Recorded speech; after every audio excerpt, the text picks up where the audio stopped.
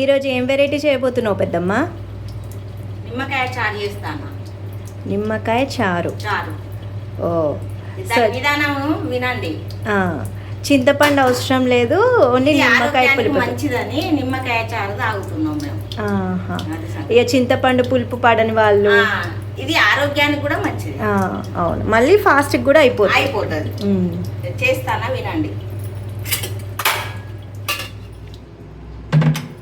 First ఒక పావెడు నూనె పోసుకోవాలా? అవసరం, చారు చేసుకున్నంత మందం, దాని ఏంది సరే, మనకు అవసరం పడ్డ పోసుకోవచ్చు.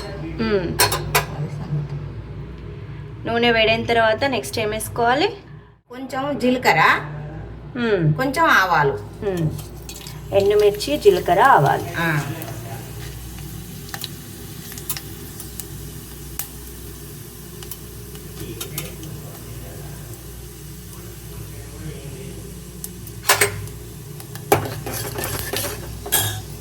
తర్వాత కొంచెం ఎల్లిపాయ కొట్టి,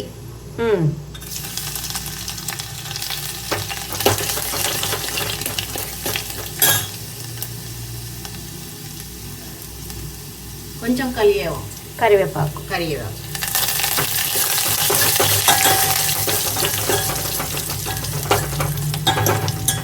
అవి మంచిగా గోలిన తర్వాత సొంటి పిండి, మిరియాలు దంచుకున్నా. ఇగో ఇది మెంతి పిండి, ఇది పసుపు. ఓకే, సొంటి మిరియాల పొడి ఫస్ట్ వేస్తున్నా. ఇగో పసుపును మెంతి పిండి ఇప్పుడు వేస్తాను.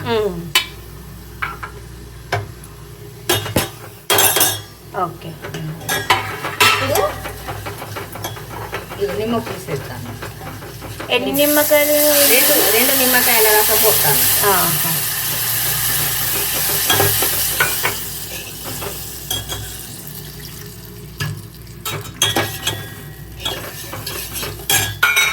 చూసినావా? మన పులుపుని తగ్గట్టు ఇప్పుడు నీళ్ళు యాడ్ చేసుకోవాలా? అవును, మనకి ఎంత అవసరం ఉంటే పులుపు తినేటట్టు, ఎట్లా పులుపు తింటే అట్లా.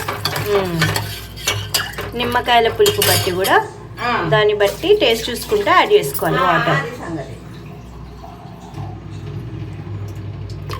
సరిపోయేంత పోసిన, తగినంత ఉప్పు వేస్తా. ఓకే, ఓకేనా? ఓకే.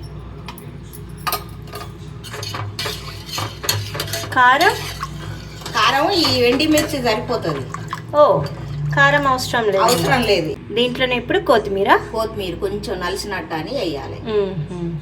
సరేనా? ఓకే. ఇగో ఉల్లిగడ్డ. ఓకే, సన్న తరిగి పెట్టుకున్నావా పొడుగ్గా?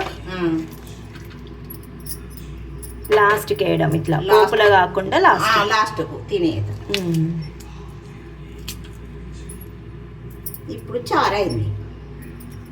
ఓ, ఫాస్ట్గా అయిపోయింది చారు. చింతపండుకి అయితే దాన్ని నానబెట్టాలి, అదంతా పెద్ద పని. చాలా ఈజీగా అవుతుంది, మళ్ళీ హెల్త్ కూడా మంచిది, ఆరోగ్యానికి చాలా మంచిది.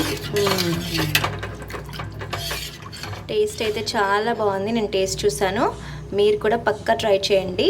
చాలా సింపుల్ ఈ నిమ్మకాయ చారు. దేంట్లోకైనా, పప్పులోకైనా, దేంట్లోకైనా చాలా బాగుంటుంది, సింపుల్గా అయిపోతుంది. మీకు నిమ్మకాయలు రెడీ ఉంటే మాత్రం ఇదే ట్రై చేయండి. చింతపండుకి పెద్ద ప్రాసెస్ ఉంటుంది కదా, టైం టేకింగ్. ఇదైతే 5 minutesలో అయిపోతుంది. So thanks for watching. Please subscribe to రుచి ఫుడ్స్.